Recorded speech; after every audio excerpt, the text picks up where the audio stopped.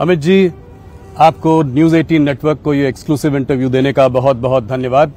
हम आपके शहर में हैं, आपकी कंस्टिट्यूएंसी गांधीनगर में हैं, साबरमती रिवर फ्रंट पे हैं। शुरुआत करते हैं, अगर आप पहले 2 फेजेस को देखें, और इसकी चर्चा काफी चल रही है कि वोटर टर्नआउट थोड़ा लो रहा है, कुछ स्टेट्स में 5-6% भी नीचे रहा है वोटर टर्नआउट। तो 400 पार का आपका नारा है, 370 भारतीय जनता पार्टी, तो क्या गाड़ी पटरी पे है? कहीं ऐसा तो नहीं कि कुछ रेल पटरी पे है जी। आप परिणाम के दिन देख लेना, 12:30 बजे के पहले एनडीए 400 पार कर जाएगी, मोदी जी फिर से प्रधानमंत्री होंगे। जो लोअर टर्नआउट है, इसके बहुत सारे कारण हैं। 12 साल के बाद मतदाता सूची का शुद्धिकरण हुआ है, एक। दूसरा कारण है कि सामने से कोई लड़ाई ही नहीं है, जिसके कारण टर्नआउट पर एक प्रकार से इफेक्ट होता है। मगर हमारी पार्टी की टीम ने, मैंने स्वयं बहुत डिटेल एनालिसिस किया है। हम 2 चरण में 100 पार कर 100 से भी कई अधिक सीटें जीत के साथ आगे बढ़ रहे हैं तीसरे चरण में। तो मुझे 400 पार के लक्ष्य में कोई दिक्कत नहीं दिखाई पड़ती। पहले शुरुआत करते हैं अमित जी, मुद्दों पर। कौन से ऐसे मुद्दे हैं जिनको लेकर भारतीय जनता पार्टी आज तीसरी बार लोगों के बीच जा रही है? किन उपलब्धियों को आप संक्षेप में बताएं कि किन उपलब्धियों को लेकर आप जनता के बीच उतर रहे हैं? देखिए, सबसे पहले इस देश में से आतंकवाद और नक्सलवाद, ये 2 ऐसी समस्याएं थी जो कई दशकों से देश के लोकतंत्र के लिए और देश के डेवलपमेंट के लिए नासुर बनी हुई थी। नरेंद्र मोदी जी ने 10 साल के अंदर लगभग आतंकवाद से 100% निजात पाई है, और नक्सलवाद से आप कह सकते हैं 95% तक इसको समाप्त कर दिया है। आज बिहार, झारखंड, मध्य प्रदेश, उड़ीसा, तेलंगाना, आंध्र प्रदेश, महाराष्ट्र, ये 7 राज्यों में से नक्सलवाद पूर्ण रूप से समाप्त हो चुका है। छत्तीसगढ़ के 4 जिलों में बचा है, वहां पर भी अब भारतीय जनता पार्टी की सरकार बनी है, और विगत 3 महीनों के अंदर ही लगभग 100 नक्सलवादी मारे गए। मुझे पूरा विश्वास है मोदी जी के तीसरी बार प्रधानमंत्री बनने के बाद 1-2 साल में ही देश नक्सलवाद से मुक्ति पा लेगा। दूसरा बड़ा इश्यू है, देश की इकोनॉमी सब दृष्टि से चरमराई हुई थी। पॉलिसी बनती ही नहीं थी, उत्पादन की गतिविधियां बड़ी मंद पड़ गई थी, निर्यात ओंधे मुंह गिर रहा था, देश की सारी सार्वजनिक बैंकों की बैलेंस शीट भी न बन पाए अगर सच्ची बनाने जाए, इस प्रकार की स्थिति थी। महंगाई आसमान को छू रही थी, और कुल मिलाकर बजट के 16 पैरामीटर्स नेगेटिव दिखाई पड़ते थे। 10 ही साल में मोदी जी ने ये परिदृश्य को पूर्णतया बदला है। शेयर बाजार आज आसमान को छू रहा है। एफआईआई के सेलिंग के बाद भी भारतीय म्यूचुअल फंडों ने बाजार को ताकत दी है। पीएलआई स्कीम के कारण और एक मजबूत इकोसिस्टम के कारण भारत फेवरेट डेस्टिनेशन मैन्युफैक्चरिंग के लिए पूरी दुनिया में बना है जी। हमारे बच्चे स्टार्टअप हर रोज रजिस्टर कर रहे हैं, हमारी कंपनियां हर रोज पेटेंट रजिस्टर्ड कर रही हैं, ढेर सारे स्वरोजगार के अवसर पैदा हुए हैं। सभी की सभी बैंकों की बैलेंस शीट आज बहुत अच्छी बन चुकी है। इंडस्ट्रियल ग्रोथ के जितने भी पैरामीटर्स हैं वो 25 साल के टॉप मोस्ट मार्किंग पर हैं। एक्सपोर्ट रिकॉर्ड तोड़कर आगे ही बढ़ता जा रहा है। इसी प्रकार से फ्यूचर में जो कुछ क्षेत्र आने वाले 25 सालों तक दुनिया भर की इकोनॉमी को ड्राइव करने वाले हैं, वो सभी क्षेत्रों में भारत आज पायनियर बन चुका है। जैसे ग्रीन हाइड्रोजन मैन्युफैक्चरिंग थोड़े लेट है, मगर सेमीकंडक्टर, इलेक्ट्रिकल मोटर व्हीकल, जी बैटरी का उत्पादन, अंतरिक्ष का क्षेत्र, लेट होने के बावजूद मैं फिर से कहना चाहूंगा डिफेंस भी। इस प्रकार के कई क्षेत्रों के अंदर जो आने वाले 25 साल तक दुनिया की इकोनॉमी की दिशा और दशा तय करने वाले हैं, वहां आज भारत एक मजबूत फाउंडेशन डाल चुका है और ये फाउंडेशन पर एक बड़ी इमारत होनी है। तो इकोनॉमी भी सुधरी है, सुरक्षित भी हुआ है। देश 11वें नंबर का अर्थतंत्र था, आज 5वें नंबर का अर्थतंत्र बना है। गांव हो या शहर, जंगल हो या रेगिस्तान, सागर किनारा हो या शहर हो, हर जगह इंफ्रास्ट्रक्चर के डेवलपमेंट के काम हो रहे हैं। आज 10 लाख करोड़ का इंफ्रास्ट्रक्चर का खर्चा भारत के बजट में आम बात बन चुका है। जीएसटी कलेक्शन और डायरेक्ट टैक्स कलेक्शन अपने सारे रिकॉर्ड स्वयं ही तोड़ते जा रहे हैं। देश के अंदर सीमाओं को चौक चौबंद करने का काम भी नरेंद्र मोदी जी ने बहुत अच्छी तरीके से किया है। जनता में भारत का भविष्य उज्जवल है, इस प्रकार के विश्वास का निर्माण करने की नेतृत्व की जो जिम्मेदारी है, नरेंद्र मोदी जी को इसमें बहुत अच्छे तरीके से सफलता मिली है। जी। आज पूरे 130 करोड़ लोग हम विश्व में सर्वप्रथम बन सकते हैं, ये आत्मविश्वास के साथ आगे बढ़ रहे हैं।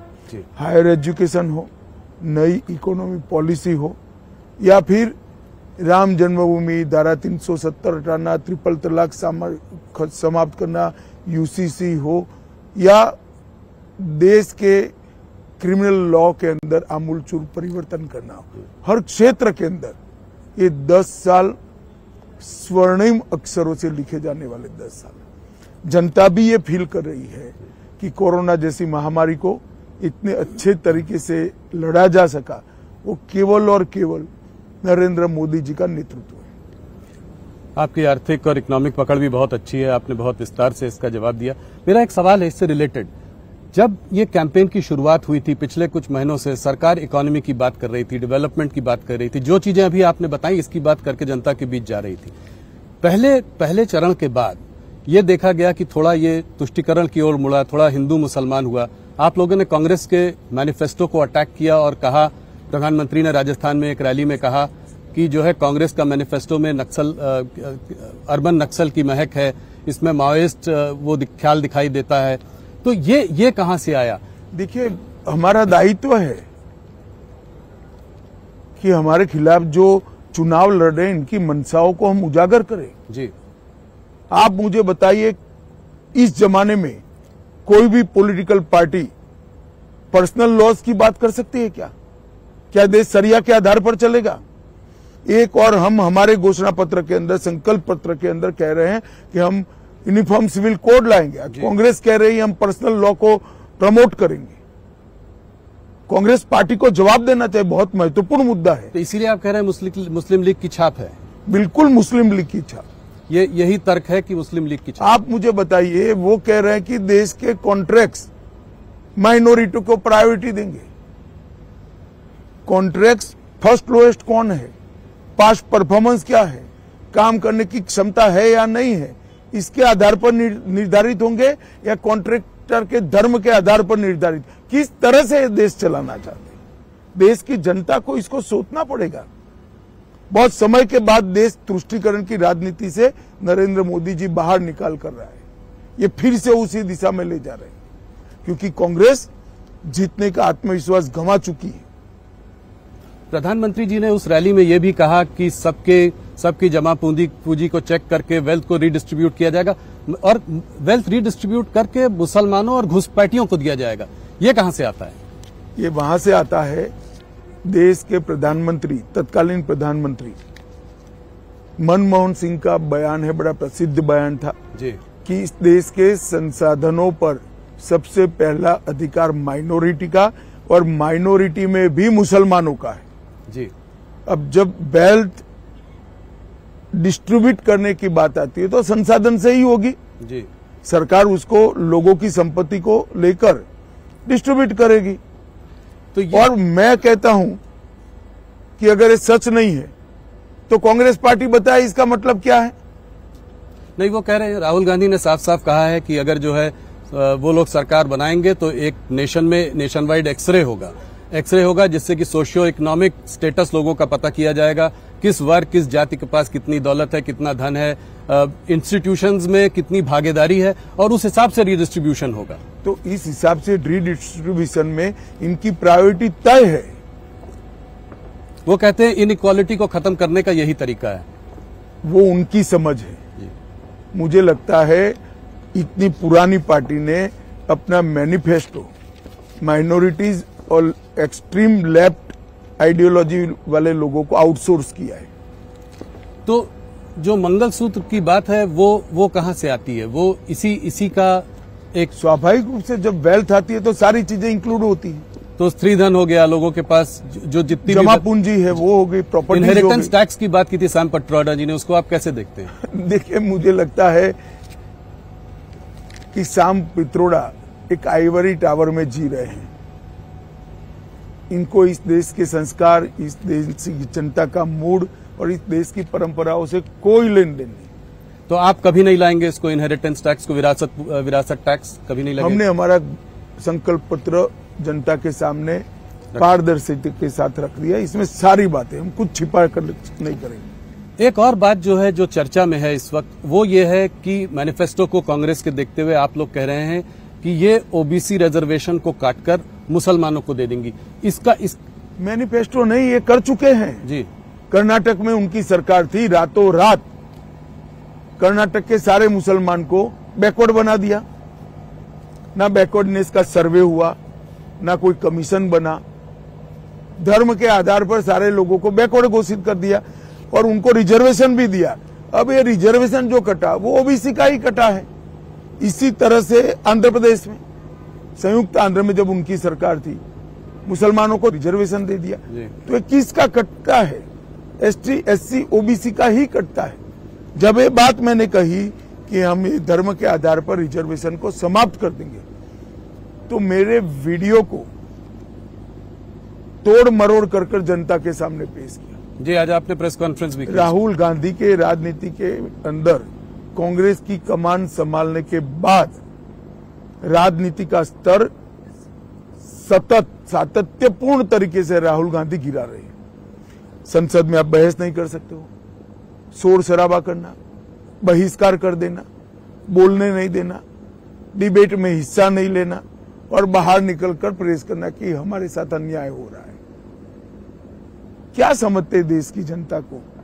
देश की जनता ये सब नहीं जानती है। देश की जनता ये सब चीजें बहुत अच्छे तरीके से जानती है। लोकतंत्र में हेल्दी डिबेट होनी चाहिए और आप लोग भी उनको कुछ नहीं पूछते हो जी। आप लोगों को भी पूछना चाहिए, मगर आप लोग सवाल हमें ही पूछते हो, उनको नहीं पूछते हैं। नहीं, जरूर उनसे भी पूछ रहे हैं हम लोग, हमारी टीम लगी हुई है। एक बात जो है कास्ट सेंसस की है, इसी से जुड़ा हुआ सवाल है। कास्ट सेंसस की है, उसके बारे में वो बात करते रहते हैं, कहते हैं जितनी आबादी उतना हक। इसको आप कैसे देखते हैं? कितने साल तक इस देश में कांग्रेस का शासन रहा? 55 साल तक रहा, कभी नहीं कराया।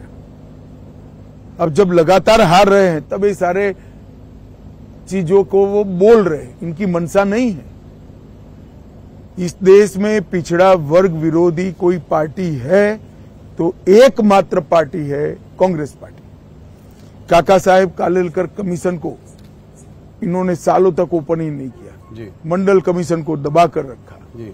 सेंट्रल के इंस्टीट्यूशन में ओबीसी को, पिछड़ा वर्ग के लोगों को रिजर्वेशन नहीं दिया। जब मंडल कमीशन लागू हो रहा था, विपक्ष के नेता के रूप में राजीव गांधी ने 2 घंटे का विरोध का भाषण कराया। राहुल गांधी ने जरा वो भाषण पढ़ लेना चाहिए।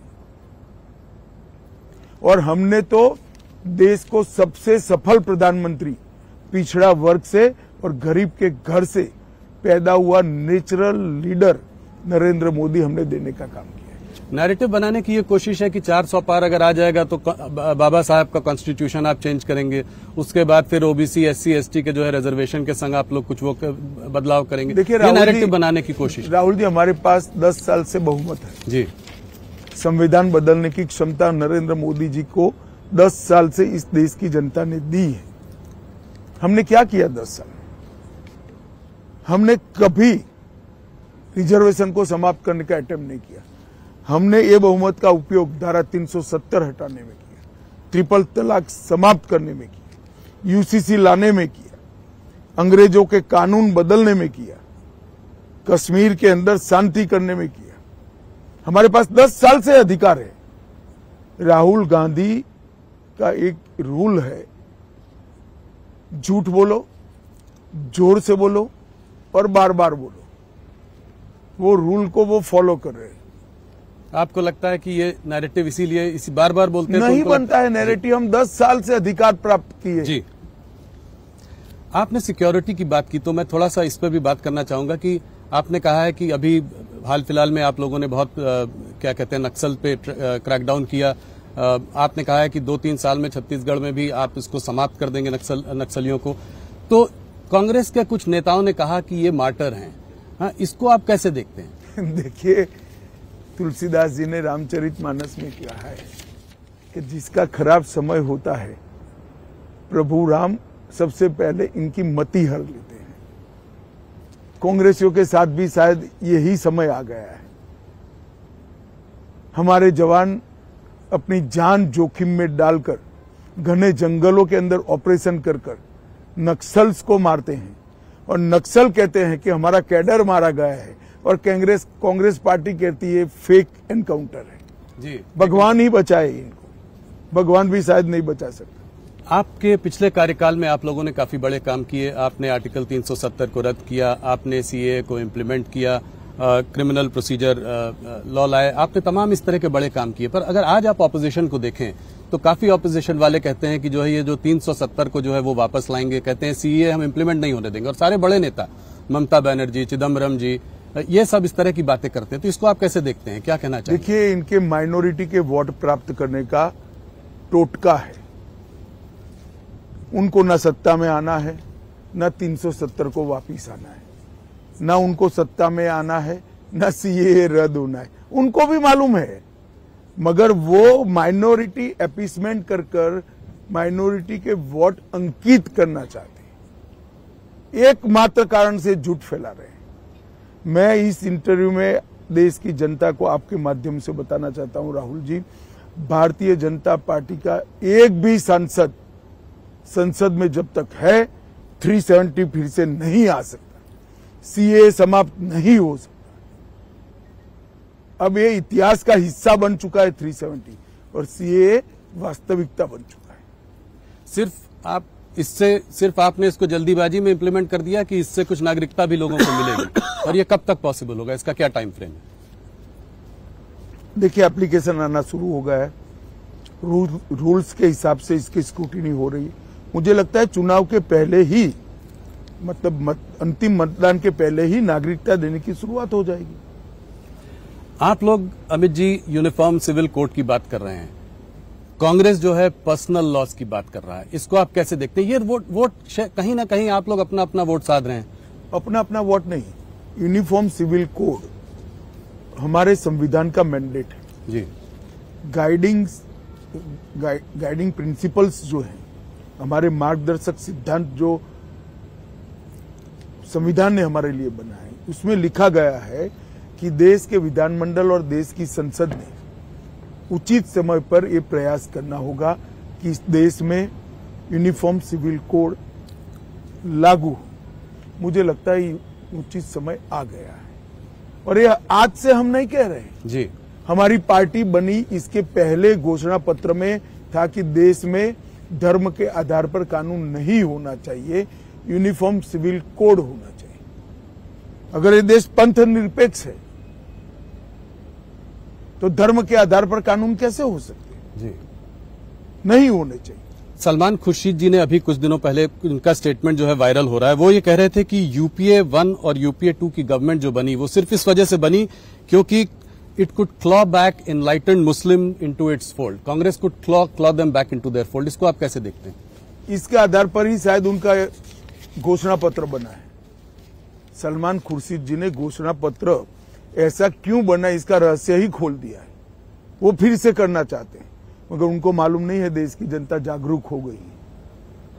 आपकी अपीसमेंट की पॉलिसी अब इसलिए सफल नहीं होगी कि एक एपीसमेंट जब आप करते हो तो दूसरा वर्ग जागृति के साथ काउंटर प्रोडक्टिव रूप से लामबंद होता है जी। अब ये सफल नहीं होंगे। इधर बीच घुसपैठियों की बात हो रही है। आपने सीए इम्प्लीमेंट किया, मैनिफेस्टो में एनआरसी की कोई चर्चा नहीं है, ऐसा क्यों? देखिए, सीए का इम्प्लीमेंटेशन कोविड के कारण लेट हुआ है और हम मानते हैं कि पहले सीए को जमीन पर उतारना चाहिए।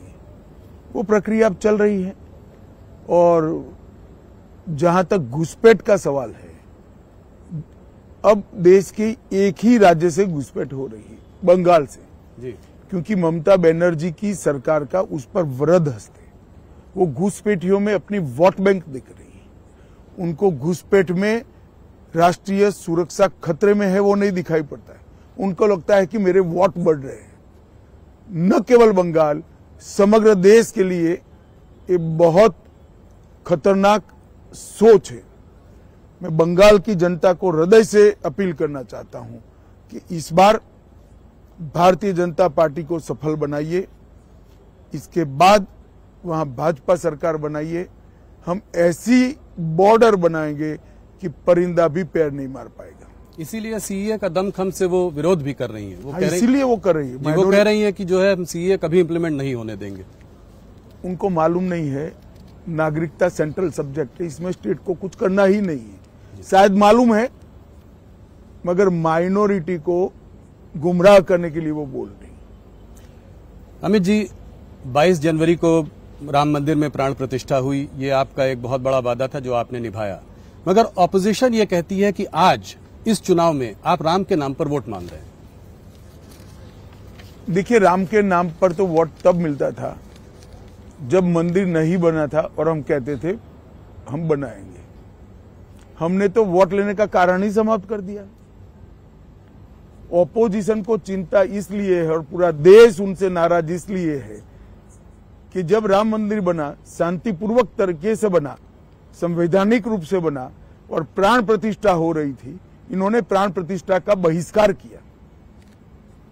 माइनॉरिटी के डर से वो प्रभु श्री राम की प्राण प्रतिष्ठा में नहीं गए, इसलिए पूरा देश उनसे नाराज है। हमने कभी ये नहीं कहा कि राम मंदिर बनाया इसलिए हमें वोट दीजिए, मगर पूरे देश की जनता जानती है 70 साल से ये लोग अटका कर रखे थे। मोदी जी ने 5 ही साल में केस भी जीता, भूमि पूजन भी किया और प्राण प्रतिष्ठा भी कर दी और आज भव्य राम मंदिर समग्र देश को आह्लादित करने वाला राम मंदिर बना है। अमित जी, एक आखिरी सवाल हिंदू मुसलमान की जो चर्चा रही उस पर मुझे आपसे पूछना है। प्रधानमंत्री ने पिछले साल, 1 साल पहले पासमानदा मुसलमानों को एक आउटरीच भी किया, उनके बारे में बातचीत भी की, उनके बारे में वो सोचते भी काफी हैं। एक तरफ ये बात हो रही है और एक तरफ ये, इसमें कॉन्ट्राडिक्शन नहीं है? जरा भी नहीं। प्रधानमंत्री जी ने सिर्फ पसमानदा मुसलमानों को आउटरीच नहीं किया है जी, ट्राइबल्स को भी किया है, दलित को भी किया है, पिछड़ा वर्ग को भी किया है, गरीबों को किया है, किसानों को किया है, मातृशक्ति को, महिलाओं को किया है, युवाओं को भी किया है। वो उनका काम है, दायित्व है जी। विकास की रेस में जो पिछड़े हैं इनको सबके साथ एक लाइन में लाकर खड़ा करना वो सरकार का दायित्व है। मुझे इसमें कोई अंतर विरोध नहीं दिखाई पड़ता। माहौल चुनाव का है और आप हमारे साथ हैं। आपके प्रेडिक्शंस जो है, बहुत दिनों तक बात करते हैं लोग कि अमित जी ने पहले ये बोला था, ये सही हुआ। तो कुछ स्टेट्स पर जाते हैं, गुजरात में हैं आपके साथ, तो गुजरात से शुरुआत करते हैं। पिछले 2 चुनावों से 26 में 26 सीटें आ रही हैं। क्या इस बार हैट्रिक करने की आपको पूरी उम्मीद है? निश्चित रूप से गुजरात में हम 26 की 26 सीटें जीतेंगे और मार्जिन भी सब सीट पर हमारे 19 के चुनाव से ज्यादा होंगे। कुछ ये बात चल रही थी कि क्षत्रिय जो हैं वो थोड़ा सा रूठे हुए हैं आप लोगों से। आप उनके लिए कुछ संदेश? हम बरोबर संवाद कर रहे हैं उनसे जी। मुझे पूरा भरोसा है सब चीजें अपनी जगह पे ठीक होगी। हम 26 की 26 सीटें भी जीतेंगे और हमारे मार्जिन्स में भी बढ़ोतरी होगी।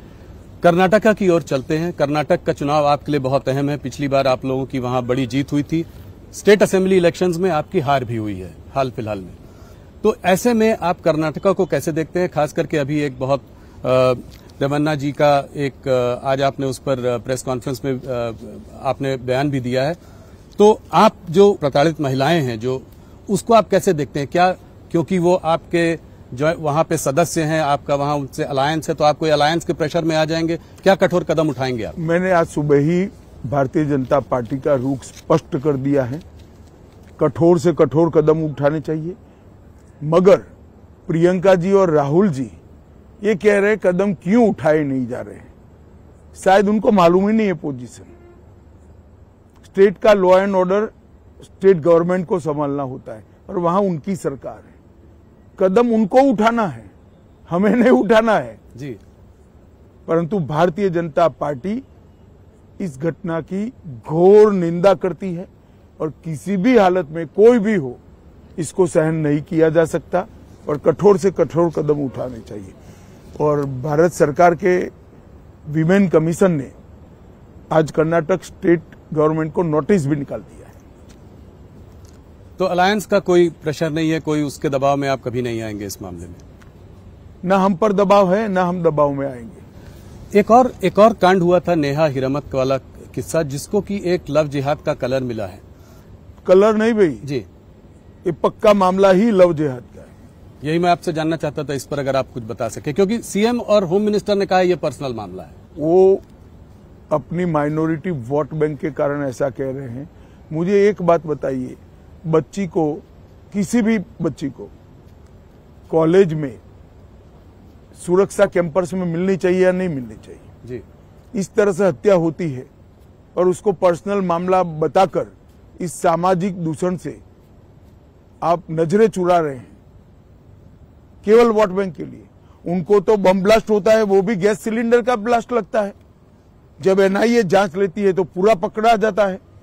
बेंगलुरु में 10 साल से बम ब्लास्ट नहीं हुए थे। इनकी सरकार आई, एसडीपीआई का समर्थन लिया और अब बम ब्लास्ट होने लगे। अपनी वोट बैंक की पॉलिटिक्स के कारण कितने नीचे जाएंगे। देश की सुरक्षा, बेंगलुरु की सुरक्षा, कर्नाटक की सुरक्षा, इसको भी कांग्रेस पार्टी ताक पर रख रही है। ऐसे माहौल में जिसके बारे में हम लोगों ने अभी चर्चा की, कितनी सीटें देते हैं आप कर्नाटक में भारतीय जनता पार्टी और उसके गठबंधन को? देखिए, अभी एक चुनाव होना बाकी है जी, मगर मुझे लगता है कि कमोबेश हम हमारी पोजीशन को बरकरार रखेंगे। जितनी सीटें पहली थी उतनी ही आपकी इस बार भी रहेंगी। तो ये तो मतलब बड़ा बयान है आपका। महाराष्ट्र की ओर चलते हैं। महाराष्ट्र में एक अमित जी अजीब सी खिचड़ी बनी हुई है। दो दल टूटे हैं, एक टुकड़ा आपके साथ है, एक टुकड़ा उधर है। ये कहता है हमारा ओरिजिनल है, वो कहता है हमारा ओरिजिनल टुकड़ा है। मगर ऐसे में क्या आपको लगता है कि उद्धव और शरद पवार जी के लिए कुछ सिंपैथी वगैरह थोड़ी वहां हो सकती है? देखिए, महाराष्ट्र की जनता मोदी जी के साथ है जी। जो मोदी जी के साथ है उसको वोट मिलेगा, क्योंकि ये चुनाव देश का प्रधानमंत्री कौन बने इस पर लड़ा जा रहा है। दो खेमे स्पष्ट है, एक और नरेंद्र मोदी जी के नेतृत्व में एनडीए है, एक राहुल बाबा और शरद पवार, ममता जी, स्टालिन, तेजस्वी यादव, लालू यादव, इनके नेतृत्व में इंडिया अलायंस है जिसका कोई नेता ही नहीं। अब देश की जनता ने तय करना है कि किस व्यक्ति को चुनना है। एक और 12 लाख करोड़ के घपले घोटाले भ्रष्टाचार करने वाला इंडिया अलायंस है। दूसरी ओर 23 साल मुख्यमंत्री और प्रधानमंत्री रहने के बावजूद भी 25 पैसे का जिस पर आरोप नहीं लगा, ऐसे नरेंद्र मोदी है। एक और गर्मी आते ही छुट्टी पर जाने वाला दल है, विदेश में छुट्टी पर जाने वाला, क्योंकि यहाँ गर्मी बहुत ज्यादा होती है। और दूसरी ओर 23 साल तक दीपावली के दिन भी छुट्टी न लेकर सरहद पर जवानों के साथ दीपावली मनाने वाले नरेंद्र मोदी है। एक और अपने बेटे, बेटी, भतीजे, बहुओं के लिए काम करने वाले राजनीतिक दल है। दूसरी ओर देश के गरीब, महिला, किसान, युवा के लिए काम करने वाले नरेंद्र मोदी हैं। तो देश की जनता ने तय करना है कि देश को सुरक्षित करने वाला व्यक्ति चाहिए या वोट बैंक के लिए देश को सुरक्षा को ताक पर रखने वाले वोट चाहिए। देश के अर्थतंत्र को बढ़ाने वाला व्यक्ति चाहिए या अर्थतंत्र को डुबोने वाला ग्रुप चाहिए। देश की जनता ने, राहुल जी, फैसला कर लिया है। देश की जनता नरेंद्र मोदी जी के साथ है और जो दल मोदी जी के साथ है उसको वोट देगी। ये चुनाव मोदी जी के प्रधानमंत्री बनाने का चुनाव। 41 सीटें थी आपकी पिछली बार गठबंधन की, इस बार आप नतीजे आने दीजिए, आप चौंक जाएंगे, वहीं से 400 होता है।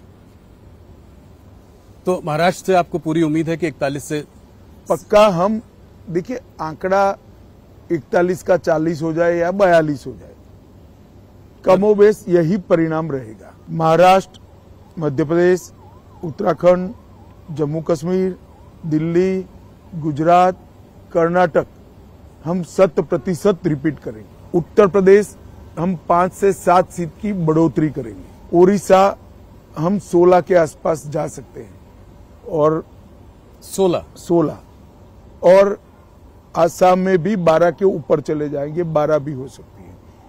बंगाल हम कम से कम 30 सीट जीतेंगे। पिछली बार आपने मुझसे 25 कहा था इंटरव्यू में, 30 ये तो हम जोड़कर अब निकाल ही सकते हैं कि कितना होगा, 370 होगा कि नहीं। आपने सारे आंकड़े दे दिए हैं। उड़ीसा में दोस्त न रहा, आप लोगों के रास्ते अलग हैं। वहां पे कल मैं प्रधानमंत्री को जब इंटरव्यू कर रहा था तो उन्होंने कहा कि ये उड़ीसा की अस्मिता पर सवाल है इस बार। तो आप इसको कैसे देखते हैं? उड़ीसा में क्या हो रहा है? देखिए,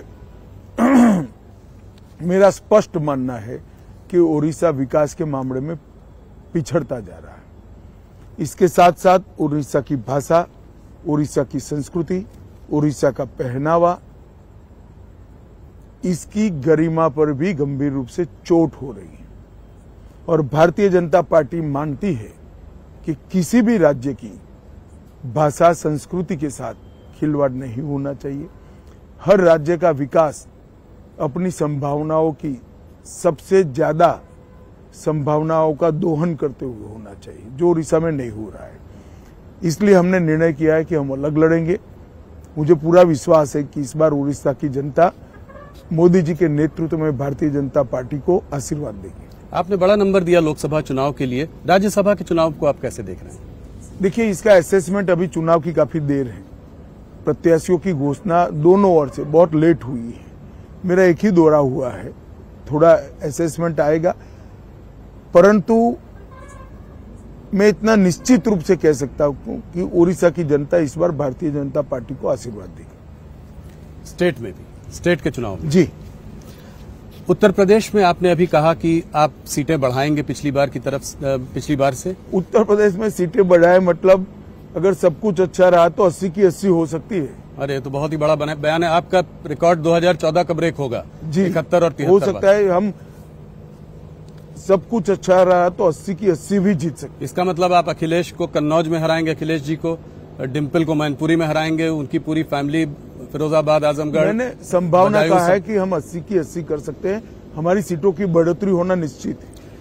राहुल गांधी और प्रियंका गांधी जी का कभी हाँ कभी ना, कभी लड़ रहे हैं कभी नहीं लड़ रहे हैं, अभी कुछ सुनने में आ रहा है कि शायद अब नहीं लड़ रहे हैं, इसको कैसे देखते हैं आप? देखिए, ये लोग आत्मविश्वास गवा बैठे हैं। अपनी पुश्तैनी सीट से भी लड़ने का आत्मविश्वास नहीं है। अगर नहीं लड़ना था तो इतने समय तक सीट क्यों पेंडिंग रखी? किसी कार्यकर्ता को दे देते तो कम से कम वो जनसंपर्क तो कर सकता था। ये कंफ्यूजन जो है कहीं न कहीं लैक ऑफ सेल्फ कॉन्फिडेंस को दिखाता है। अमित जी, अभी हम लोग कुछ दिन बिहार में थे तो वहां पे ये देखा गया है कि जो तेजस्वी और जो गठबंधन साथ में इनके साथ लड़ रहा है वो इस बार आपकी कुछ सीटों में कुशवाहा वोट काटने की कोशिश कर रहा है। कोई सवाल ही नहीं पैदा होता। तो बिहार में आप कॉन्फिडेंस है कि आप रिपीट करेंगे जिस तरह का आपका परफॉर्मेंस था? साउथ इंडिया में एक बार चलते हैं। इस बार आप लोगों ने वहां बहुत समय बिताया, प्रधानमंत्री ने वहां बहुत दौरे किए, आपने खुद पर्सनली वहां पे बहुत दौरे किए, आपने बयान भी बड़े बड़े दिए हैं। तो साउथ इंडिया, एक अगर पूरा साउथ का सीन ले लें तो अगर 129-130 सीटों में आप कितनी सीटें देखते हैं? पिछली बार आपकी कर्नाटक और साउथ के चारों राज्यों को मिलाकर हम कांग्रेस से तो आगे ही जाएंगे। कुल मिला के कितनी सीटें? क्या केरला, तमिलनाडु में खाता खुलेगा? हम बहुत अच्छा चुनाव लड़े हैं जी, खाता तो निश्चित रूप से खुलेगा, परंतु सीटों का अनुमान लगाना वहां इसलिए दिक्कत है कि बड़ी कांटे की टक्कर हुई है। पर दोनों प्रदेशों में, मतलब तमिलनाडु में भी खुलेगा, केरला में भी खुलेगा। और तेलंगाना और आंध्र को कैसे देखते हैं आप? आंध्र प्रदेश में हमारा अलायंस है, हम बहुत अच्छा चुनाव लड़ रहे हैं, अभी शुरुआत है। और तेलंगाना में तो हम लोकसभा में बहुत अच्छा परफॉर्मेंस करेंगे। हमारी अब तक की हाईएस्ट सीट हम वहां से जीतेंगे।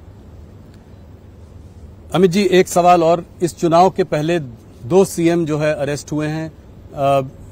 केजरीवाल जी अरेस्ट हुए, वो तो अभी भी मुख्यमंत्री हैं, हेमंत सोरेन जी भी अंदर हैं। तो आज सुप्रीम कोर्ट ने ईडी से टाइमिंग ऑफ अरेस्ट पर क्वेश्चन उठाया है, तो इसको आप कैसे देखते हैं? नहीं, देखिए, ईडी सुप्रीम कोर्ट के सामने एक्सप्लेन करेगी जी, मगर मैं बताना चाहता हूँ, ये हौत समन के बाद हाजिर नहीं हुए। पहले समन में अगर आए होते तो चुनाव के 6 महीना पहले अरेस्ट हो जाते। बहुत बार समन्स दिया गया, वो आए ही नहीं। अब उनकी धर्मपत्नी सुनीता केजरीवाल जी कह रही हैं कि उनको इंसुलिन नहीं दिया जा रहा है, वहां पे उनको ठीक से रखा नहीं जा रहा है, ये उनको मारने की साजिश है। देखो भैया, जी, तिहाड़ जेल दिल्ली सरकार के अंतर्गत आता है, जिसके मुख्यमंत्री केजरीवाल जी है। तो क्या उनको मारने की साजिश वो स्वयं कर रहे हैं? वो कहते हैं कि वो डीजी प्रिजन्स जो है वो दिल्ली पुलिस को शायद रिपोर्ट करता है। जरा भी नहीं। अच्छा। प्रिजन सीधा दिल्ली सरकार को रिपोर्ट करता है, तो इसमें आपका कोई सवाल ही नहीं पैदा होता। ईवीएम पर सुप्रीम कोर्ट का फैसला आया। ऑपोजिशन ईवीएम के बारे में बहुत सालों से बात कर रही है, हर बार नारा लगाती है कि बीजेपी सिर्फ ईवीएम की वजह से चुनाव जीतता है। अब आप लोग 1 नेशन 1 इलेक्शन की बात कर रहे हैं, ये लोग ईवीएम की बात कर रहे हैं। देखिए, आप क्या ये कर पाएंगे 1 नेशन 1 इलेक्शन? मैं पहले एक बात स्पष्ट कर दूं। जी, राहुल गांधी जी जो बोलते हैं वो सोच विचार कर नहीं बोलते हैं। अगर हम ईवीएम के कारण जीतते हैं तो तेलंगाना में क्यों हारे, तमिलनाडु में क्यों हारे, केरल में सालों से क्यों हार रहे हैं, हिमाचल में क्यों हारे, बंगाल में क्यों हारे? या तो राहुल गांधी ने स्पष्ट करना चाहिए कि ईवीएम से आए नतीजों में हम जीतते हैं तो भी शपथ नहीं लेंगे। जी, जीतते हैं तो नए कपड़े पहनकर शपथ ले लेते हैं, हारते हैं तो ईवीएम पर ठीकरा फोड़ते हैं। किस प्रकार की राजनीति है भैया? जब आप जीतते हो तब ईवीएम सही है, जब हारते हो तो ईवीएम नकारा है। क्या देश की जनता ये सब नहीं समझती? क्या देश की जनता इसको समझती है? मगर मुझे तो आश्चर्य हो रहा है, इतनी बड़ी पार्टी अपने नेता के एडवाइजर क्यों नहीं बदलती है? मैं दूर से देखता हूं, मुझे आश्चर्य होता है। खैर छोड़िए, वो उनकी पार्टी का सवाल है। 1 नेशन 1 इलेक्शन हमारा संकल्प पत्र का मुद्दा है और हम उसको जमीन पर उतारने का पूरा प्रयास करेंगे। तो अगला चुनाव 2029 1 नेशन 1 इलेक्शन होगा। देखिए, तो संसद को निर्णय करना है, परंतु भारतीय जनता पार्टी जरूर प्रयास करेगी और उसको जमीन पर उतारेगी। अमित जी, थोड़ा हटते हैं, कुछ अंतर्राष्ट्रीय मुद्दों पर भी बात करते हैं। वॉशिंगटन पोस्ट पर एक आर्टिकल आया है, उसमें जो है उन्होंने कहा है कि रॉ, जो हमारी इंटेलिजेंस एजेंसी है, रॉ प्लॉट कर रही थी कुछ टेररिस्ट को यूएस में मारने का वहां पे, और उन्होंने कहा ये जो है ये डार्क साइड ऑफ मोदी सरकार है। इसका पहले कनाडा में भी आपको पता है। देखिए, इस प्रकार की रिपोर्ट के आधार पर, इतनी गंभीरता से मीडिया के रिपोर्ट के आधार पर नहीं सोचना चाहिए। अगर कोई कॉन्क्रीट आरोप है तो एजेंसियां उसका जवाब देगी। अगर कोई सरकार डिप्लोमेटिक मेथड से हमारे साथ चर्चा करती है तो हम इसका जवाब देंगे। कनाडा में निज्जर के मर्डर पे भी ये बात हुई थी कि जो है ऐसे आरोप मीडिया में लगने से मैं नहीं मानता कोई गंभीर सवाल खड़े होते। इसी से जुड़ा हुआ एक और रिपोर्ट आई थी, वो गार्डियन पब्लिकेशन में थी। उसमें था कि पाकिस्तान में 20 टेररिस्ट को जो है इंडिया ने, फिर रॉ की बात थी, कुछ लोगों को इस्तेमाल करके वहां पे उनको मारा, टेररिस्ट को वहां पे मारा पाकिस्तान सॉइल में। इसको आप क्या कहेंगे?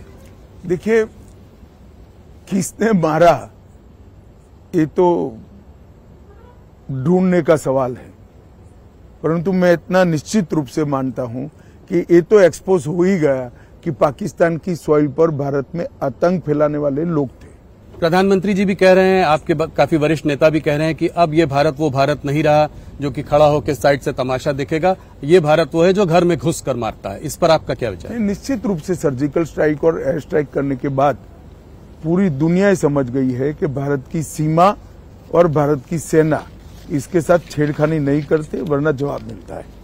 ये वेस्टर्न प्रेस में पिछले कुछ महीनों से तमाम आर्टिकल आ रहे हैं जो कि भारत में इलेक्टोरल ऑटोक्रेसी, तानाशाही, तमाम तरह की बातें करते हैं। इसको आप कैसे देखते हैं? क्या कोई इसमें ये इलेक्शन के समय में ये जो बार बार पिछले 3-4 महीनों में आता है, इसमें कोई आप साजिश देखते हैं?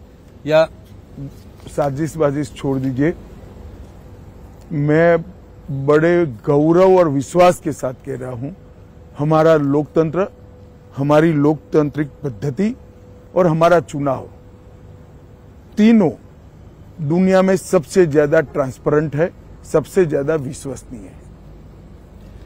अमित जी, कश्मीर पर एक सवाल, क्या कश्मीर पे बीजेपी कश्मीर में चुनाव लड़ेगी? आपने कहा है कि आप वहां पर आवाम का दिल जीतना चाहते हैं, तो ये सीधा सवाल है, इसका आप क्या जवाब देंगे? अभी पार्टी ने तय नहीं किया है, पार्टी तय करेगी, परंतु हम जम्मू में परंपरागत रूप से लड़ते ही रहे। कांग्रेस एक बात और कह रही है कि ये इसको लोकतंत्र की हत्या का वो दे रही है, कह रही है कि मुकेश दलाल निर्विरोध जो है चुन लिए गए सूरत से। अभी इंदौर में भी ऐसा हुआ है। देखिए, इस देश में 37 लोग निर्विरोध चुने गए और उसमें से सबसे ज्यादा कांग्रेस के चुने गए। तब तो कांग्रेस ने ऐसा नहीं कहा। हर पार्टी ने अपने अच्छे कार्यकर्ता को टिकट देना चाहिए। अब कांग्रेस पार्टी जबरदस्ती इनके कार्यकर्ताओं को टिकट देती है, कार्यकर्ता हार देखकर मैदान से भाग जाता है, इसमें भारतीय जनता पार्टी क्या कर सकती है भाई? इनके उम्मीदवारों को टिकाने का काम हमारा नहीं है, उनका है। अभी एक मुद्दा और आज उठा है जो है कि कनाडा के प्रधानमंत्री जस्टिन ट्रूडो एक भारत विरोधी सभा अटेंड कर रहे थे जहां खालिस्तान के नारे लगे, प्रो खालिस्तान नारे लगे। वहां पे प्रधानमंत्री और कुछ कैबिनेट मिनिस्टर्स के जो है पोस्टर लगे जिसको कि कहा ये वांटेड हैं। हाँ, इसको आप कैसे देखते हैं? इस पे क्या कोई भारत कोई कड़ा विरोध करेगा? भारत सरकार ने वहां के राजदूत को आज सम्मन किया था जी, और उनसे एक्सप्लेनेशन भी मांगा गया है, नाराजगी भी हमारी व्यक्त की है हमने। तो इस पर और कोई कार्रवाई की अभी? इसका जवाब आने के बाद आगे बात होगी।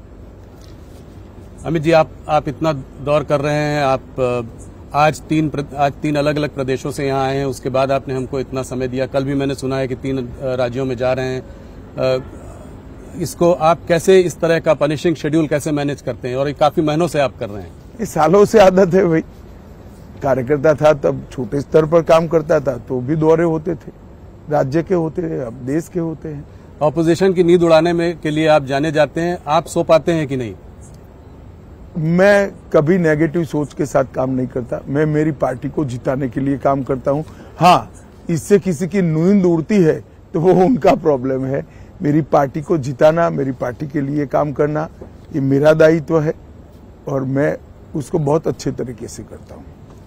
अमित जी, आप हमारे संग जुड़े, आपने हमारे सवालों का जवाब दिया, साबरमती तट तक आप आए और यहाँ पे आपने हमसे बातचीत की, उसके लिए आपका बहुत बहुत धन्यवाद। धन्यवाद राहुल जी।